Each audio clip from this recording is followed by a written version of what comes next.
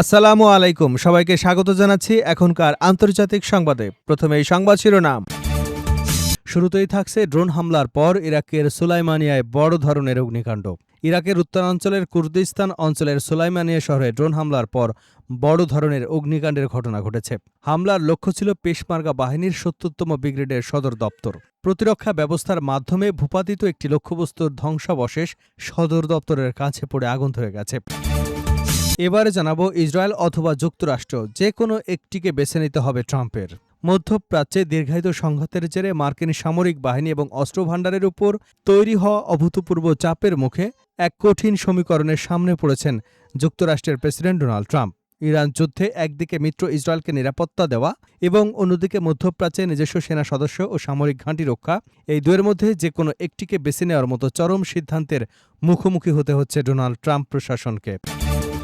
জানাবো ইরানের সঙ্গে যুদ্ধে প্রত্যক্ষ পরিণতি টের পাচ্ছে যুক্তরাষ্ট্র।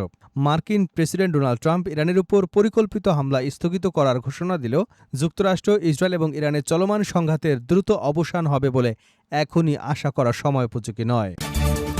এদিকে ওয়াশিংটনে ভয়াবহ দাবানল সরিয়ে নেওয়া হচ্ছে মানুষ। যুক্তরাষ্ট্রের ওয়াশিংটন অঙ্গরাজ্যের স্পোকেন শহরের কাছে ভয়াবহ দাবানল দ্রুত ছড়িয়ে পড়েছে। এ কারণে হাজারো মানুষকে নিরাপদ স্থানে সরে যেতে বলা হয়েছে।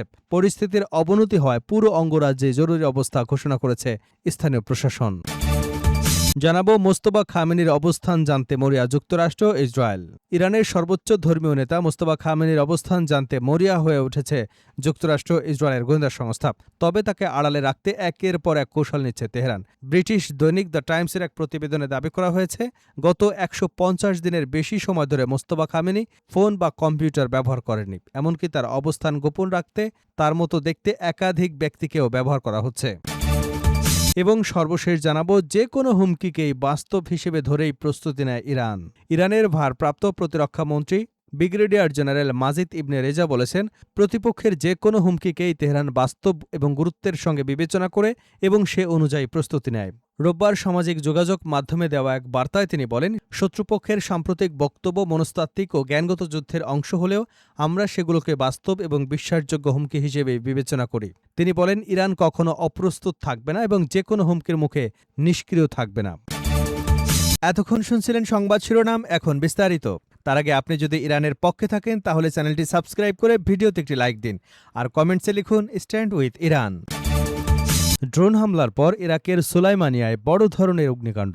ইরাকের উত্তরাঞ্চলের কুর্দিস্তান অঞ্চলের সুলাইমানিয়া শহরে ড্রোন হামলার পর বড় ধরনের অগ্নিকাণ্ডের ঘটনা ঘটেছে। স্থানীয় গণমাধ্যমের বরাতে রোববার এ তথ্য জানিয়েছে আল জাজিরা। হামলার লক্ষ্য ছিল পেশমার্গা বাহিনীর ৭০তম ব্রিগেডের সদর দপ্তর। তবে ড্রোনটি প্রতিহত করা হয়। প্রতিরক্ষা ব্যবস্থার মাধ্যমে ভূপাতিত একটি লক্ষ্যবস্তুর ধ্বংসাবশেষ সদর দপ্তরের কাছে পড়ে আগুন ধরে যায়। স্থানীয় সংবাদ মাধ্যম রুদাও প্রকাশিত ভিডিওতে ঘটনাস্থলে বড় ধরনের আগুন জ্বলতে দেখা গেছে। এ হামলার দায় এখন পর্যন্ত কোনো গোষ্ঠী স্বীকার করেনি। তবে লেবাননের সংবাদ মাধ্যম আল মাদিন দাবি করেছে, ইরান সমর্থিত ইরাকি সশস্ত্র গোষ্ঠীগুলো এ হামলা চালিয়েছে। অন্যদিকে ইরানের আধা সরকারি ফার্স নিউজ এজেন্সি হামলার লক্ষ্যবস্তুকে ইরান বিরোধী সন্ত্রাসীদের সদর দপ্তর হিসেবে উল্লেখ করেছে। উল্লেখ্য, যুক্তরাষ্ট্র ইসরায়েলের সঙ্গে চলমান সংঘাত শুরুর পর থেকে ইরান একাধিকবার ইরাকে অবস্থানরত কুর্দি বিরোধী গোষ্ঠীগুলোর উপর হামলা চালিয়েছে। ইসরায়েল অথবা যুক্তরাষ্ট্র, যে কোনো একটিকে বেছে নিতে হবে ডোনাল্ড ট্রাম্পের। মধ্যপ্রাচ্যে দীর্ঘায়িত সংঘাতের জেরে মার্কিন সামরিক বাহিনী ও অস্ত্রভাণ্ডারের উপর তৈরি হওয়া অভূতপূর্ব চাপের মুখে এখন কঠিন সমীকরণের সামনে পড়েছে যুক্তরাষ্ট্রের প্রেসিডেন্ট ডোনাল্ড ট্রাম্প।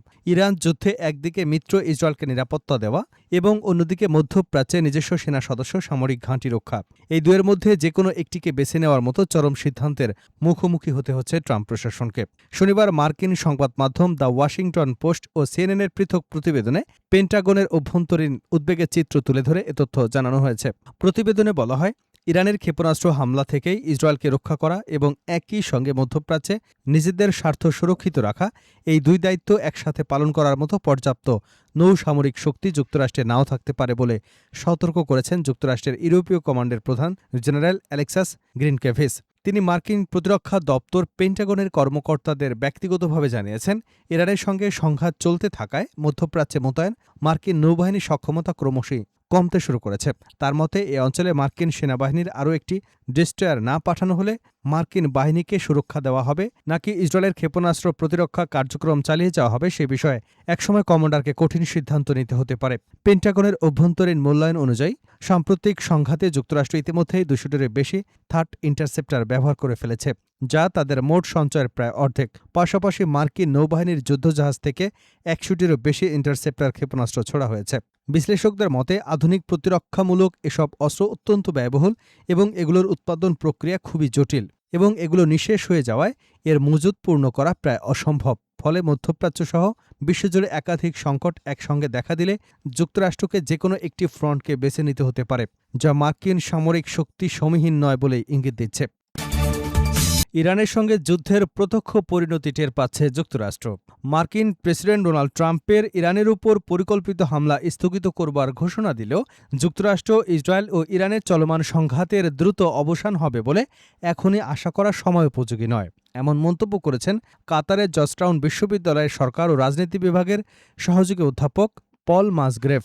আল জাজিরাকে দেওয়া এক সাক্ষাৎকারে তিনি বলেন, হয়তো আমরা সংঘাতের সমাপ্তির সূচনার দিকে এগোচ্ছি, কিন্তু এই মুহূর্তে উভয় পক্ষই নিজেদের অবস্থান জোরালোভাবে তুলে ধরেছে। তার মতে এই অবস্থান প্রদর্শনের বড় অংশই উত্তেজনাপূর্ণ বক্তব্যের মাধ্যমে প্রকাশ পাচ্ছে। মাসগ্রেভ বলেন, যুক্তরাষ্ট্রের প্রশাসন এখন সংঘাতের সরাসরি প্রভাব দেশের অভ্যন্তরেই অনুভব করতে শুরু করেছে। এর মধ্যে রয়েছে পেট্রোলিয়াম, তরলীকৃত প্রাকৃতিক গ্যাসের মূল্যবৃদ্ধি। তিনি আরও বলেন, যুক্তরাষ্ট্রের সাম্প্রতিক কিছু সাইবার হামলার পেছনে ইরানের সমর্থন থাকতে পারে এমন গুঞ্জন রয়েছে। যদি তা সত্য হয় তবে এই যুদ্ধের প্রভাব সরাসরি যুক্তরাষ্ট্রের ভেতরে পৌঁছে গেছে। তবে তিনি এ দাবির পক্ষে কোনো নিশ্চিত প্রমাণের কথা উল্লেখ করেননি। মাসগ্রেভ আরও বলেন, প্রেসিডেন্ট ট্রাম্প এবং ইরানের সরকার উভয় রাজনৈতিক সময়সূচির বিষয়টি বিবেচনায় রাখছে। তার ভাষায়, নির্বাচনের সময় ঘনিয়ে আসছে এবং আগামী অক্টোবর-নভেম্বর সময়কালে যুক্তরাষ্ট্র ইসরায়েলে নির্বাচন অনুষ্ঠিত হবার বিষয়টি সংশ্লিষ্ট পক্ষগুলো রাজনৈতিক সিদ্ধান্তে প্রভাব ফেলতে পারে। ওয়াশিংটনে ভয়াবহ দাবানল, সরিয়ে নেওয়া হচ্ছে মানুষ। যুক্তরাষ্ট্রের ওয়াশিংটন অঙ্গরাজ্যের স্পোকেন শহরের কাছে ভয়াবহ দাবানল দ্রুত ছড়িয়ে পড়ছে। এ কারণে হাজারো মানুষকে নিরাপদ স্থানে সরে যেতে বলা হয়েছে। পরিস্থিতির অবনতি হওয়ায় পুরো অঙ্গরাজ্যে জরুরি অবস্থা ঘোষণা করেছে কর্তৃপক্ষ। গভর্নর বব ফাগুন্স বলেছেন, টানা চতুর্থ বছরে রেকর্ড খরা এবং তীব্র বাতাসের কারণে দাবানলের ঝুঁকি ভয়াবহ আকার ধারণ করেছে। এ কারণে সেপ্টেম্বরের শেষ পর্যন্ত অধিকাংশ খোলা জায়গায় এবং কৃষিকাজে আগুন চালানো নিষিদ্ধ করা হয়েছে। কর্তৃপক্ষ জানিয়েছে, চলতি মৌসুমে ওয়াশিংটনে এরই মধ্যে ২ লাখেরও বেশি এলাকা আগুনে পুড়ে গেছে। পাবলিক ল্যান্ডস কমিশনার ডেপ অ্যাপথ্রোপস বলেন, আগস্ট মাসের শুরুতে একটি রেকর্ড অন্যতম ব্যস্ত দাবানল মৌসুমে পরিণত হয়েছে। স্থানীয় গণমাধ্যমের খবরে বলা হয়েছে, ওল্ড ট্রেলস নামের দাবানলটি শনিবার স্পোকেন নদী পেরিয়ে শহরের ভেতরে ঢুকে পড়ে। এরপর শহরের উত্তরাঞ্চলে বিস্তীর্ণ এলাকায় সর্বোচ্চ সতর্কতা, গো নাও অর্থাৎ দ্রুত এলাকা ছাড়ার নির্দেশনা দেওয়া হয়। শনিবার রাত পর্যন্ত আগুন ৩৫০০ একরেরও বেশি এলাকায় ছড়িয়ে পড়ে। এখন পর্যন্ত কোনো হতাহতের খবর হাতে আসেনি। দাবানলে ক্ষতিগ্রস্তদের জন্য স্পোকেন কনভেনশন সেন্টারে অস্থায়ী আশ্রয়কেন্দ্র খোলা হয়েছে। পাশাপাশি ওয়াশিংটন ন্যাশনাল গার্ড উদ্ধার এবং সহায়তা কার্যক্রমে সেনা মোতায়েন শুরু করেছে। এর আগে যুক্তরাষ্ট্রের জাতীয় আবহাওয়া সংস্থা পূর্ব ওয়াশিংটনের জন্য রেড ফ্ল্যাগস অ্যালার্ট জারি করে। সংস্থাটি সতর্ক করে বলেছে, তীব্র গরম, শুষ্ক আবহাওয়া ও প্রবল বাতাসের কারণে দাবানল দ্রুত ছড়িয়ে পড়তে পারে।